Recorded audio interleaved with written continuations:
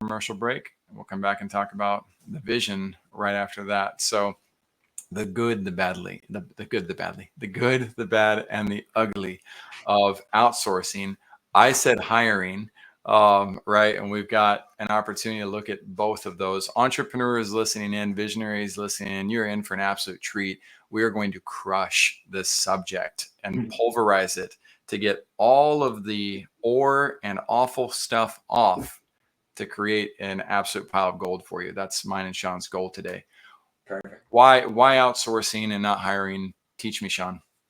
Speed generally. I mean, if you've got something that needs to get done and you don't have time to hire, you generally outsource if you don't have the expertise in house, right? I mean, outsourcing could be an accountant. It could Let be me an take that up a advertising. notch. I'm going to refine already. You said generally businesses fail 96% of the time within 10 years, 4% survive, but they still have the same problems as the 96% have failed. Most people never make it successfully in business, and at least the stats from the SBA.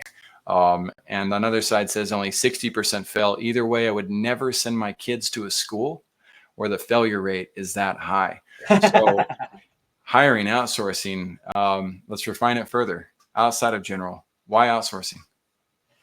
Because you don't have the expertise and you need it. You know, you can't be good at everything. You have to know your weaknesses, know where your gaps are.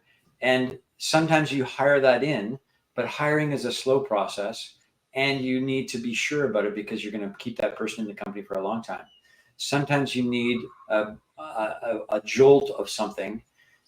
Maybe it's an advertising agency that'll help you get to the right market. Maybe it's an accountant. But in my case, my expertise is outsourcing for engineering and the do's and don'ts of that, which is a massive issue because you're getting hit with your inbox is loaded with engineering companies offering to build you a web application or a mobile application or whatever. And you never know who to trust. So here's what I hear you saying from my past experience, right? And we're trying to build Zoho out with one of our companies a long time ago. And I start consulting with all the engineers out there, and they've got, not only do I have to pay for Zoho at that point and all the complicated that it is to try to get that in order, but now we have this fee of this engineering firm that might come in, and their quote was around $8,000. It was pretty small. It wasn't that significant for the size of the entity we were working with. Fast forward years later, and I'm building with the same types of engineers and go high level, which is far cheaper than Zoho. And I've got engineers around the $700 point. This was again a couple years ago. And this firm built some amazing, I got 50,000 square foot house for us, basically. I mean, it looks so good. But our company, in hindsight, needed about a 1,000 square foot house. Now we've got the maintenance problems of a 50,000 square foot house and all the costs associated with it. We can't use any of the rooms because we're not at scale. And so they came in and made this giant coffin for us, that pretty much ate us alive. Yeah. That challenge of engineering, that's kind of one of the angles you're talking about. Am I correct? Yeah, you're absolutely right. So you have to be set up for outsourcing before you do it. And either through great advice from a constituent of mentoring friends who know technology well, that can filter things for you if you're not an engineering founder, or having an in-house, a lead engineer at the very least. What I'm talking about outsourcing, I'm talking about really scale up and boot up as opposed to build out.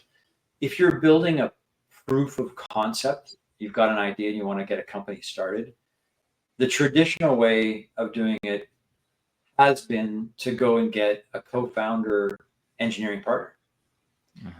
And that works some of the time, but a lot of the time it will work to Let's look at the stats. I'm with you. Yeah. It is not working. It is not the way that, again, I don't want to bet my life and my legacy on a process with odds that say 96% chance of failure. I'm not going to follow the way that people do this. I love that you talk about lead engineer. Those of you who are like, I don't need a lead engineer. I understand. Like, breathe.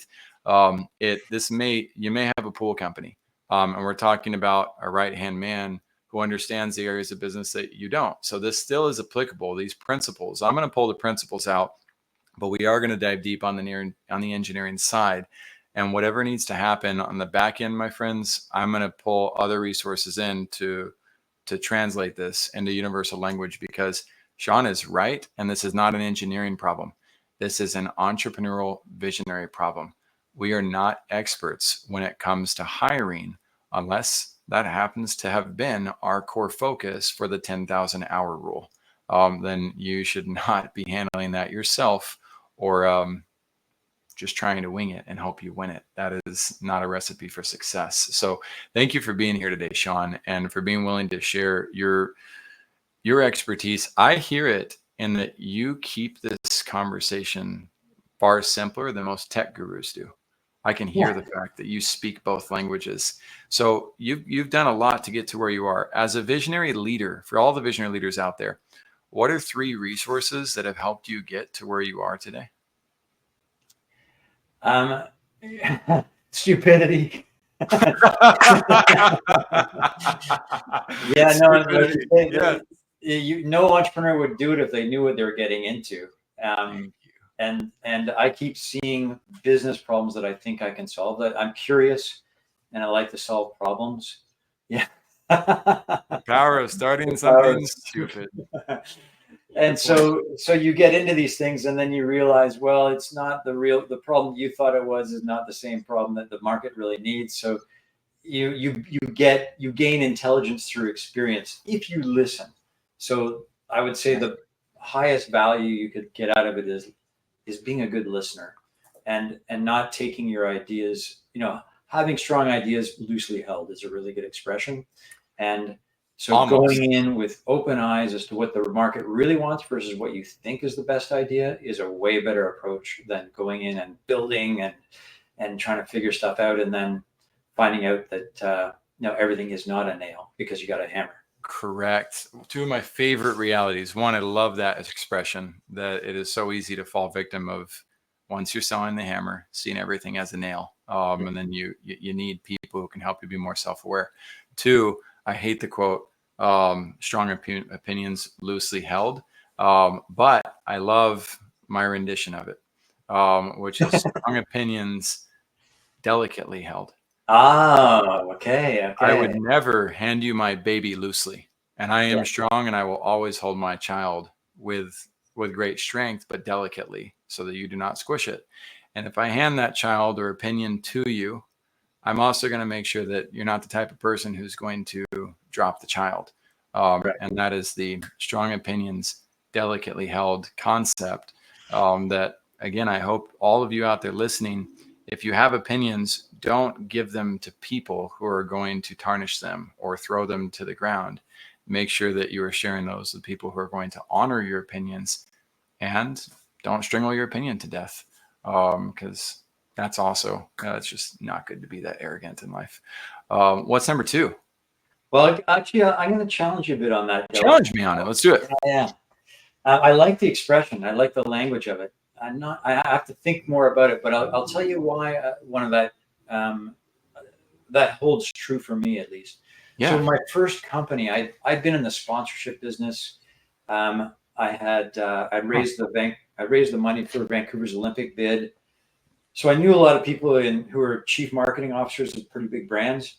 Mm-hmm. And I had an idea to transform the way advertising was bought and sold in television specifically, which is where most of the money was at the time.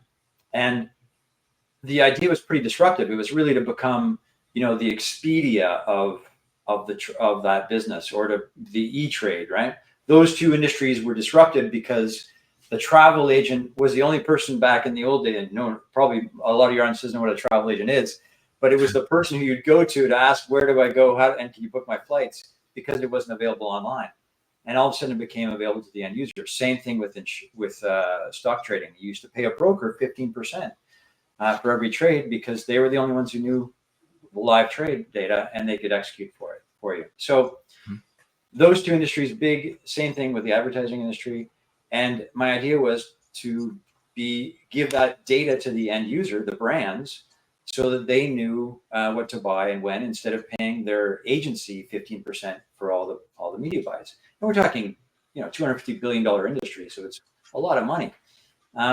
And everyone said, "Great idea, Sean! Great idea, great idea." And one person said, "That is the stupidest idea I've ever heard."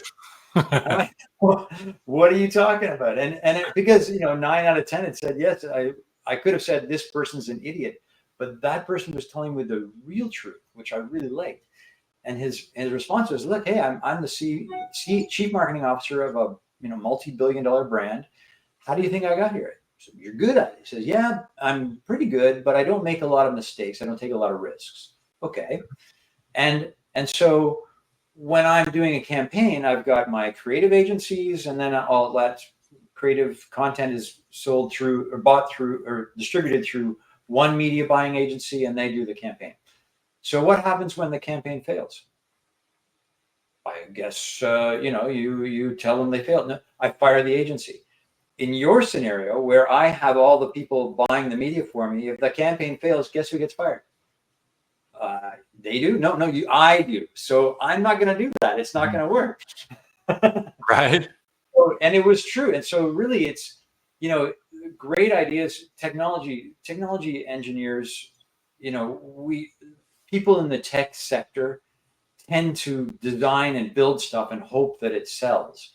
Yeah. And they don't think that the truth is the friction is always people. Yep. And the friction in introducing a product is going to be the behavior of people as opposed to the new technology, right? So you really have to look at that. And the line, so the other lesson is follow the path of least resistance. And that is different from the straightest path. So you think about, right, mathematics and logic, the straightest path is the best way to go. No. Then you have to get to Starbucks and you realize there's U-turns that you have to take and there's walls that you run into if you don't go the right way. So 100%. The analogy is nature, right?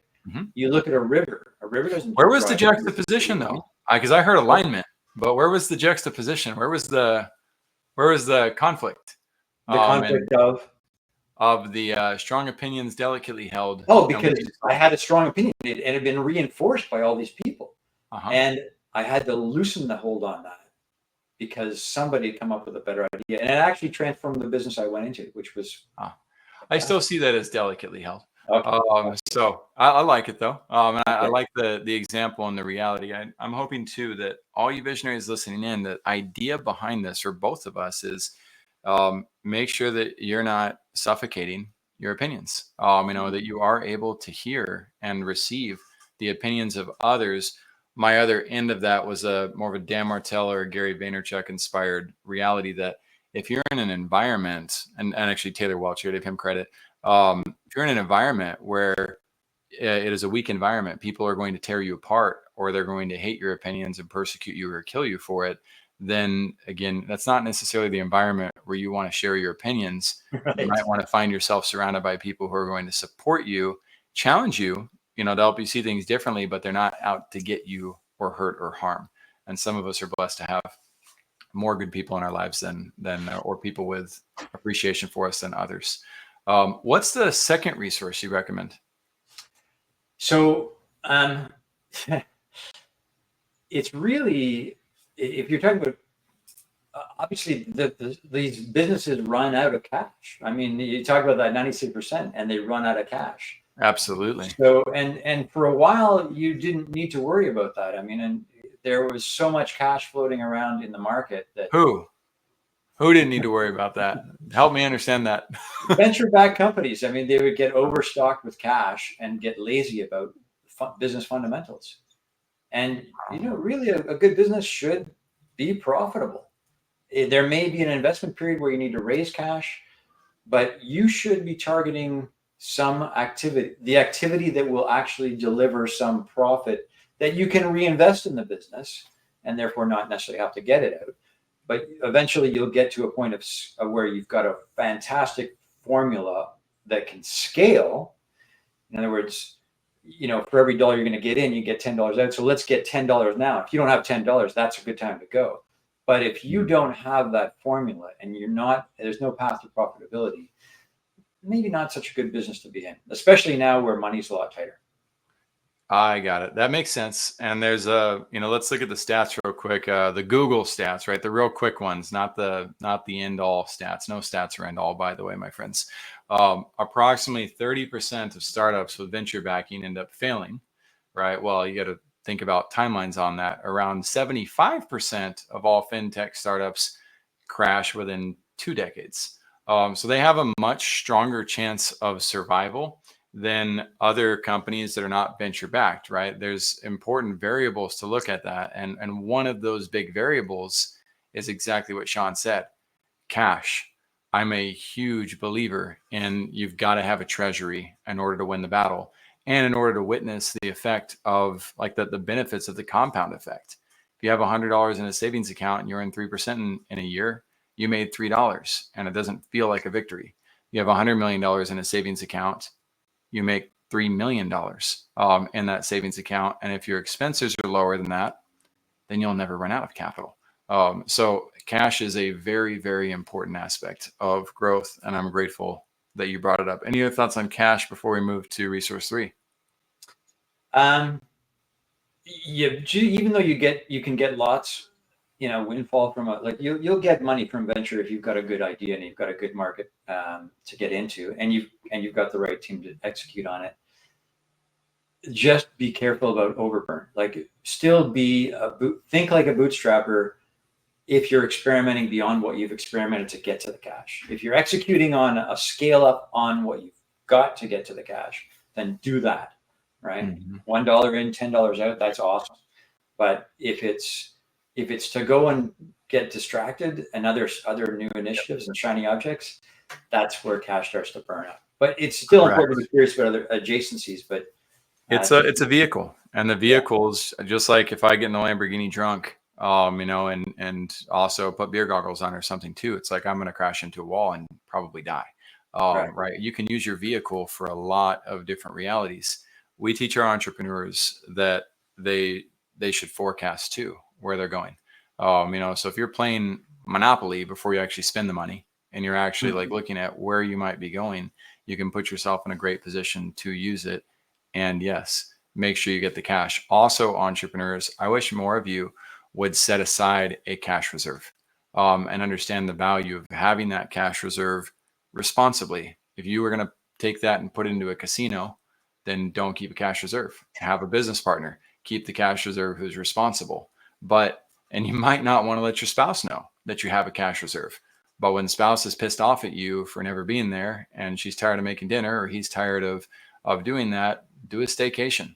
Put yourself in a position to where you can be there properly for the family while also being there, for your team and moving the business forward. So I think cash is a very important resource that gets under talked about, and we aren't very wise stewards in our lives. We got to be better about that if we want to truly win with it. So Sean, those are great. What's number 3? This is awesome. Well, it's always people. People are I would say 80% of that failure rate is people, either the wrong people or battles between them. Co-founders battling each other when things get up and one founder thinks they're not contributing enough. Typical case of failure. Not having, the people that get you to a certain level are not necessarily the people that get you to the next level. Mm-hmm. And you have to recognize and realize that you're going to change your team as you go along. Some of them will stay. I'm not saying that's universally true, but a lot of like I just said, a co-founder who's a technical expert, if you give that person 30% of the equity instead of spending a little bit of money to pay them, you might find that person who bootstrapped your product to get it to product market fit was great till there, but they're not the person who can organize an engineering team, and they're not the person who can hire and scale the product, and the product needs to be scaled. And they're really good at firefighting, but they're not really good at architecting. Correct. So those kinds of changes as the company evolves. You want people who are generalists at the beginning, because you're going to have to be pretty agile and move around with what you're building. And then as you get to a scale up, you need to have people who really know what they're doing and specialize in certain categories of business.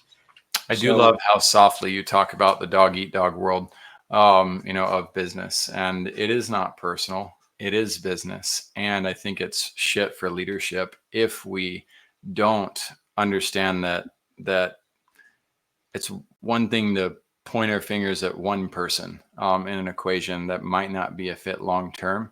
It's another if we're doing that over and over and over, and we might be in a better position to look at the three fingers pointing back at us as a leader.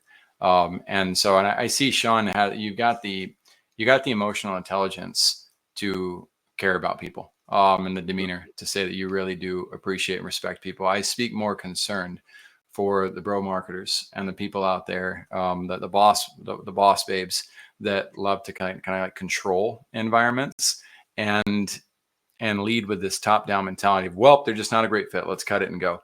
And it's going to lead to a very nasty feeling someday, where, you know what, maybe we could have figured out a different type of transition, rather than just being pragmatic, logical, AI driven robots about it. One of the great leaders who does this well, in my opinion, is Craig Hanley of Listen Trust. He wrote a book called Hired to Quit, Inspired to Stay. And that process of creating an environment where, if we create an environment where people, one, they don't become addicted to their titles, right, and the authority or ego associated with that, but they are more flexible, and we also honor people's true ambitions or passions, then there may be an opportunity where it makes sense for them to jump into a different vehicle and move on. And now they move on with our blessing, while continuing to love and be happy for the time they spent in our vehicle. Or maybe there's an opportunity for them to come back too.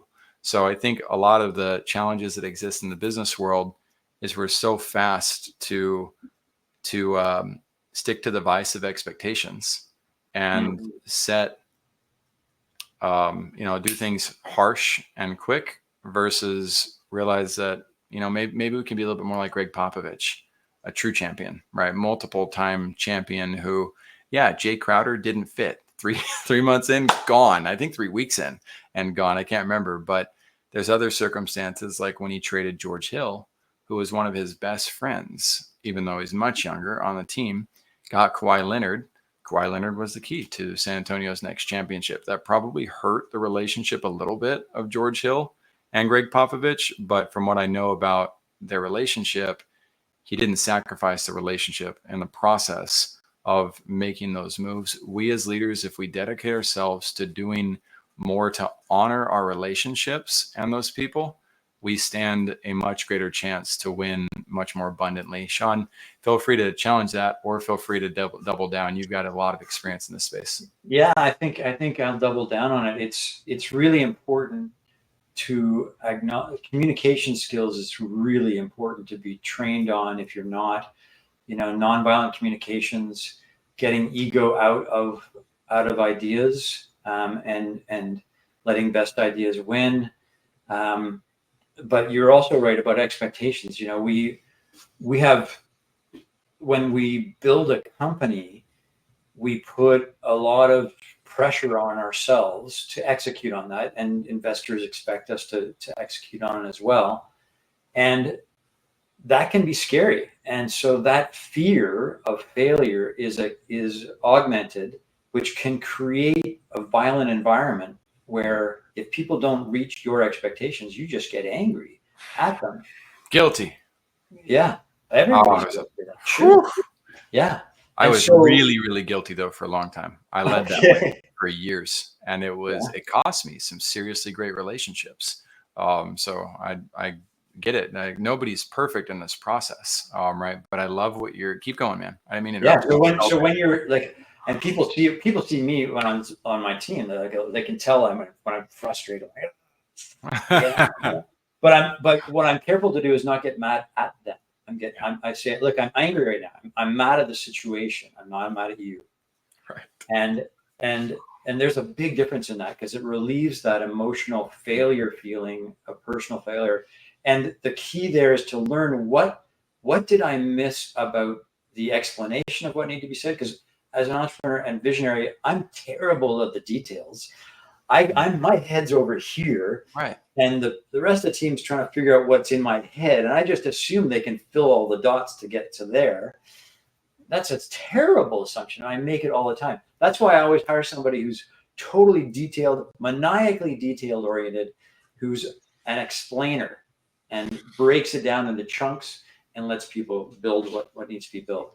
And that I learned over experience, not because I'm wise. Yeah.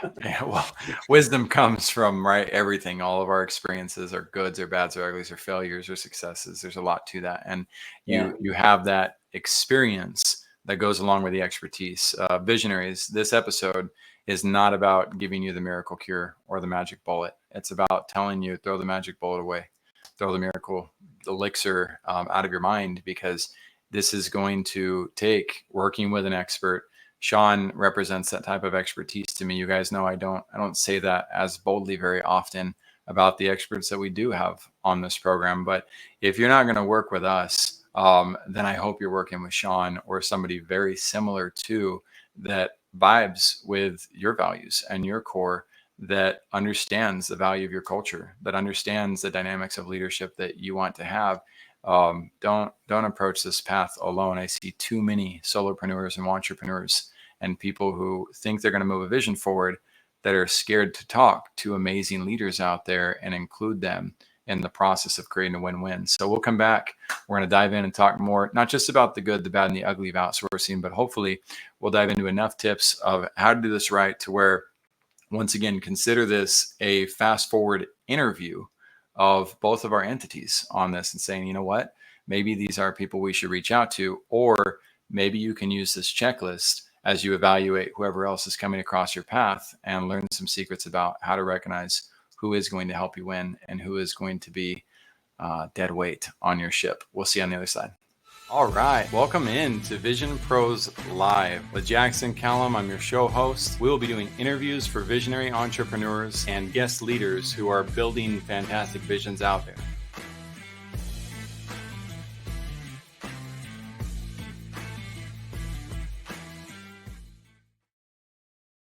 What's up, everybody? Welcome in to another episode of Vision Pros Live. I'm your show host, Jackson Callum, founder and CEO of First Class Business.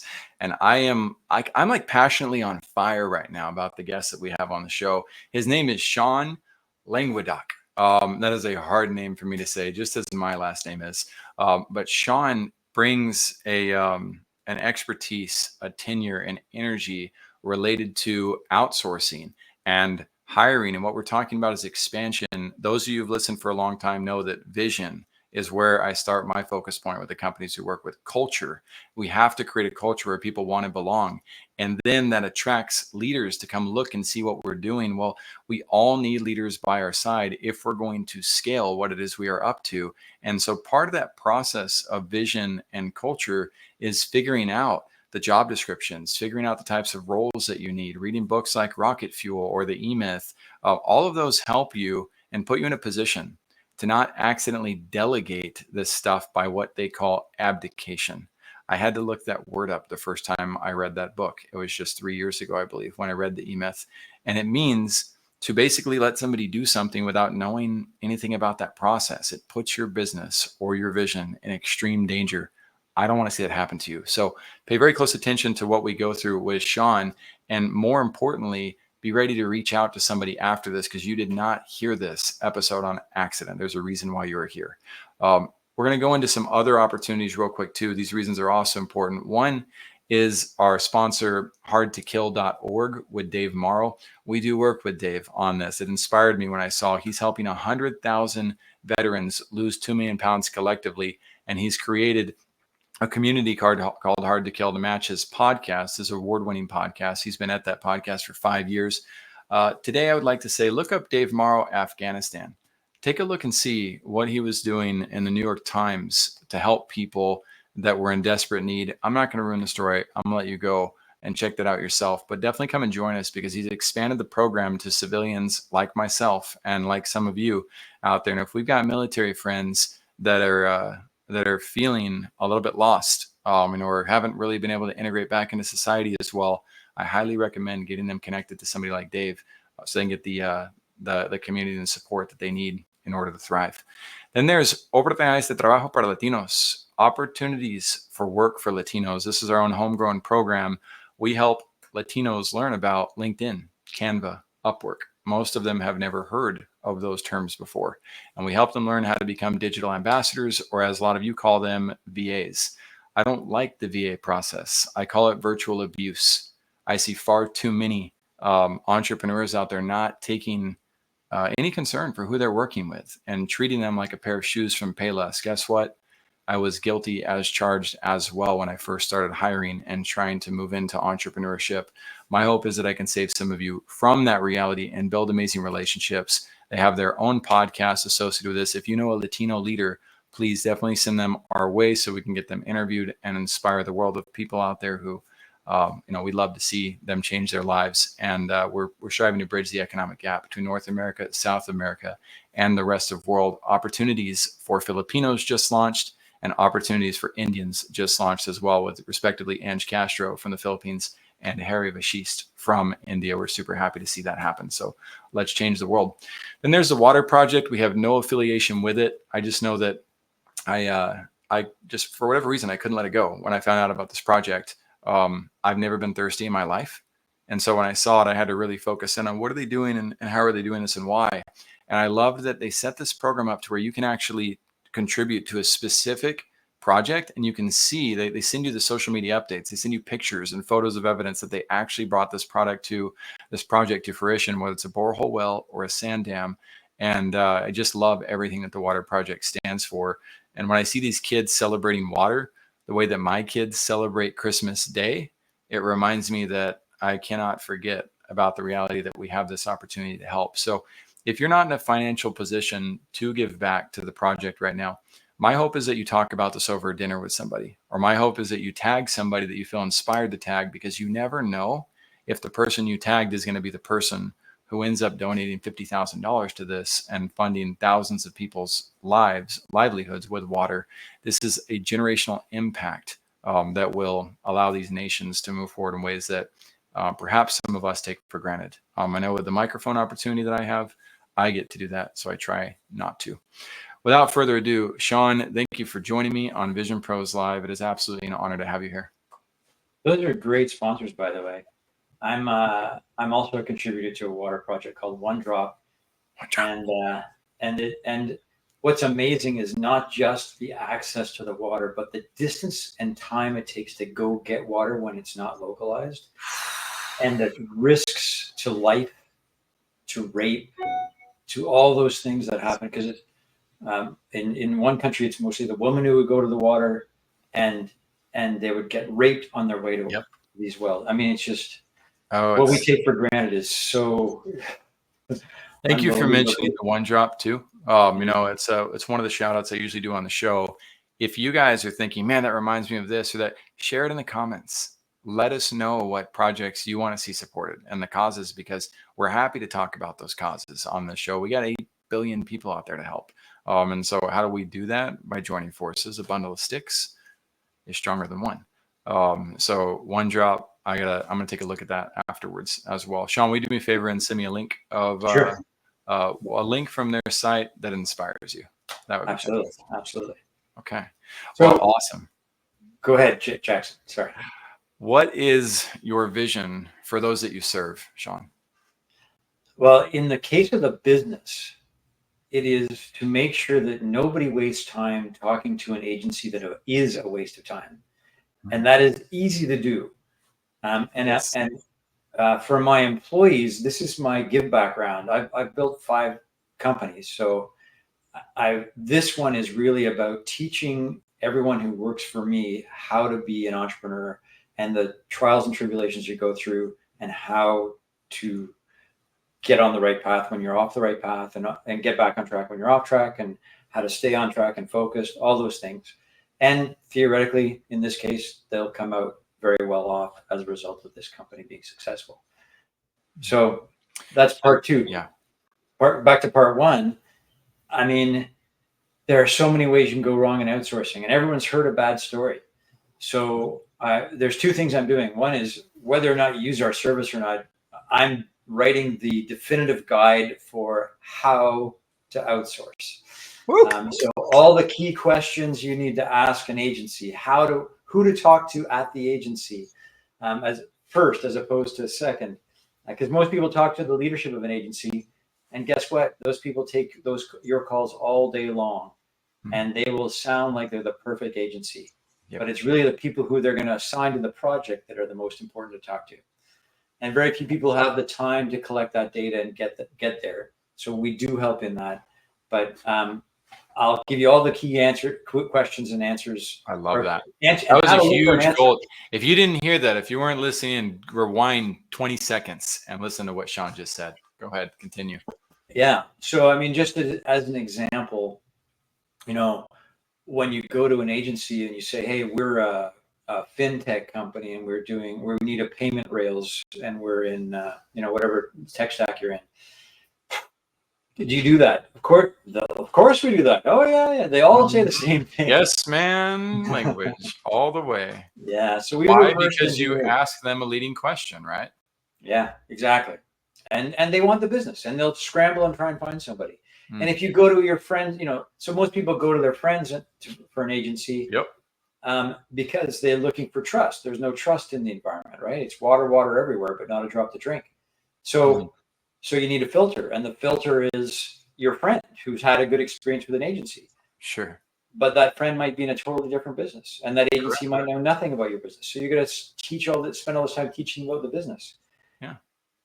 Or it might be the same business, but they don't have the right engineers when you're asking, right? Yep. Well, they had good engineers for your friend, but they're not waiting for your call. They're deploying their engineers as soon as they can get a client. So their best engineers are gone, and they're not being necessarily truthful about who they've got and what they can do. So those are the kinds of things you can avoid, and I'll give you all the secrets. I'm going to do it in video as well as a book, but that's my goal, is to make sure nobody wastes time talking to an agency that's a waste of time. That's amazing. We're going to be doubling down on that.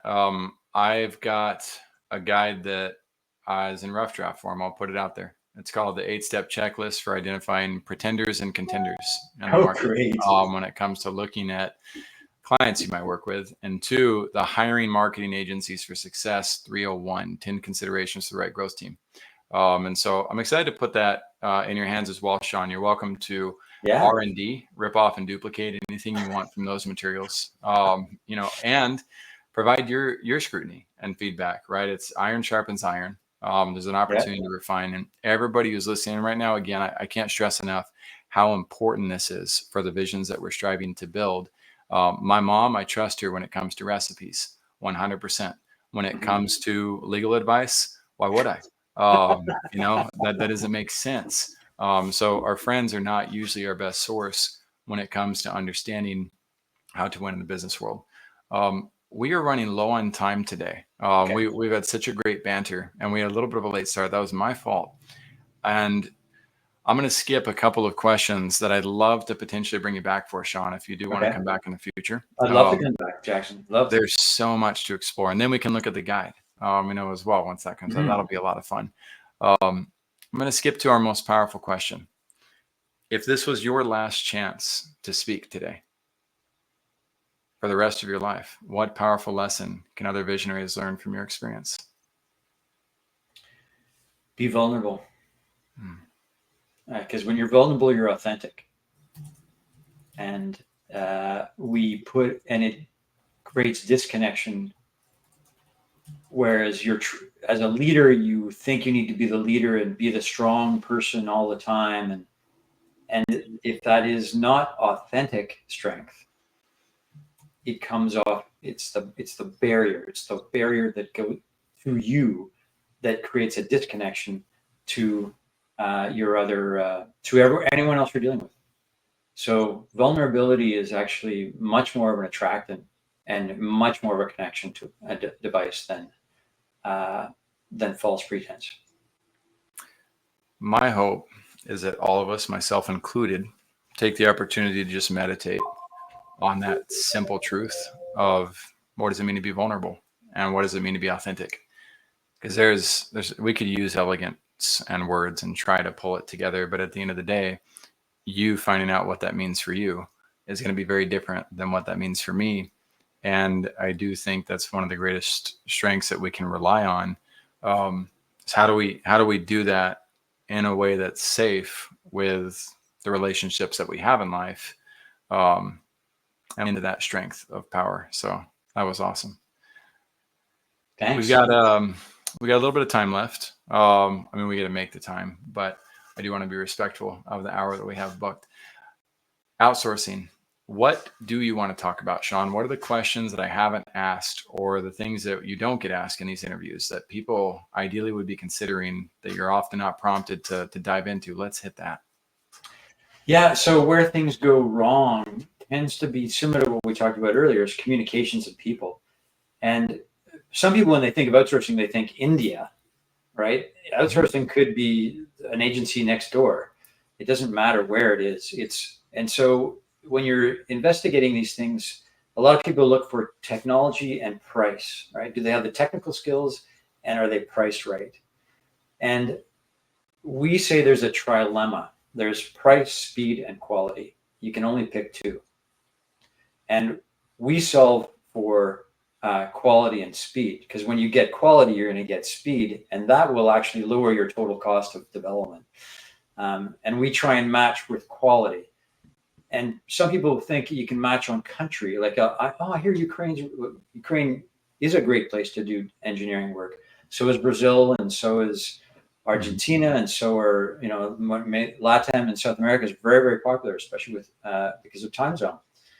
They're very different cultures as well. And Southeast Asia is very different cultures. So as you move into different cultures, you're going to get different cultural distances between how you work and communicate and how others work and communicate.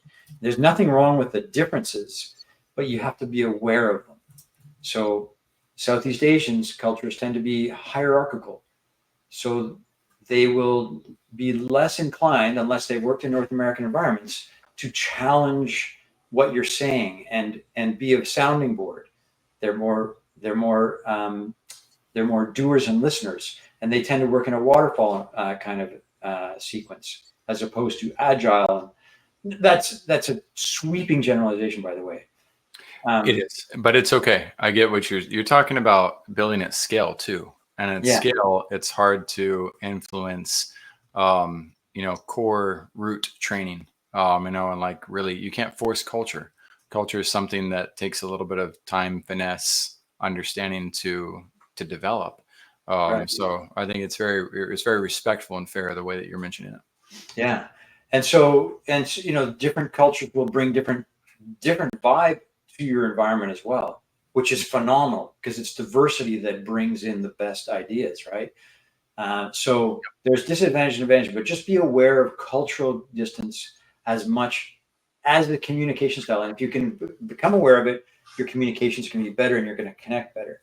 That's a really important thing that people miss. And we filter for that when we do these filterings, but ask a Texan and ask a New Yorker, right? Exactly.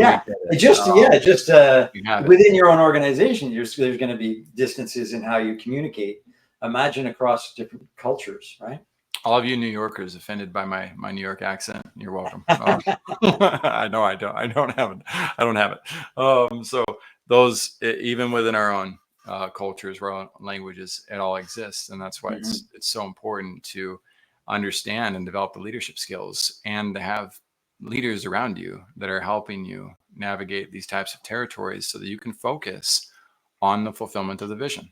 If you don't have that ability to focus, because you're trying to juggle everything, you're going to run out of the ability to juggle it all. And so why put yourself in that situation?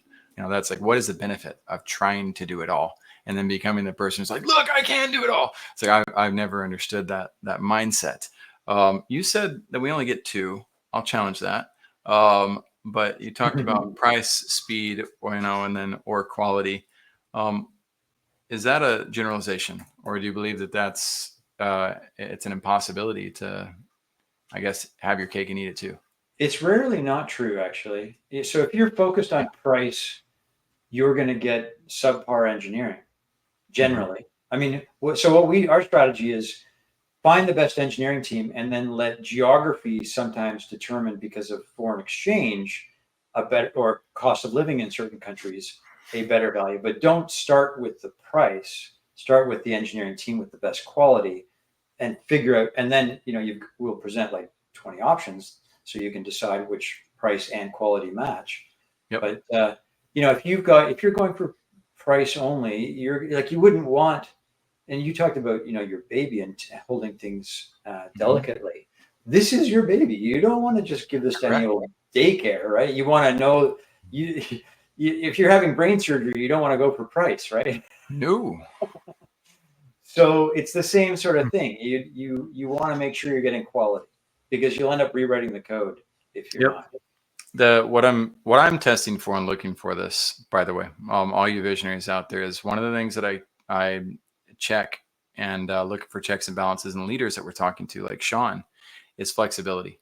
Right? Are they addicted or stuck on what they just said, or are they willing to look at alternative paradigms that may exist? And Sean has done that all throughout our time today. And that, to me, is kind of the definition of an expert. Matt Cutts, the search director of Google, taught us this when I was in a company that was a Y Combinator. And he said that the sign of an expert is not somebody who knows it all. It's somebody who will go get the answer, which means they also have to be vulnerable. You have to be authentic enough to be willing to admit when you don't know. And so I love that you led with stupidity, stupidity, cash, people. And you've just been super real throughout this interview. And so we look forward to, as well, engaging further with Outforce.ai as we continue to scale first-class business. That will definitely be one of our goals that we will act on immediately. And in addition to that, those of you listening in will have below the video the resources where you can take your next action steps. And below that, we'll have all the resources that we talked about in this episode, so you can dive in deeper. We're going to put together a couple of AI guides for some of the general ideas that were talked about. And as mentioned, I'll put both of the guides that we already have in place in the show notes, that 8-step checklist and the hiring one. There's some things that Sean talked about on there that I talk about in this that are incredibly important to me, that so many entrepreneurs overlook. Back to one of them: be careful not to lead the witness with your questions and ask for detailed answers. Right? And don't do that. Instead, give the person the opportunity to talk about what they would do if they were to be hired by you. But I'm oversimplifying. There's so much that we've got to learn. And before you hire somebody on this, consider, who do you know around you that you can trust that doesn't have a bias, that can also protect you from making sure you don't hire and work with the wrong people. It's very important that you get those answers correct. And I'll let you close out today, Sean. Final thoughts. Well, I just want to thank you, Jackson, for the way you do this podcast.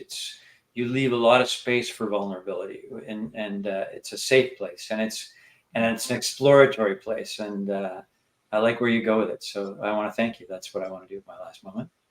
Thanks, man. I appreciate that. Vision Pros, we'll see you in the next episode. Thank you for being here today. I'm really happy that you tuned in to Vision Pros Live. I'm looking forward to seeing your reactions as these episodes continue to move forward. This is going to get more and more fun. We'll have more and more engagement as well. We'll invite people to participate in the show. And thank you for giving us your time and attention. Have an excellent time building out your vision and becoming a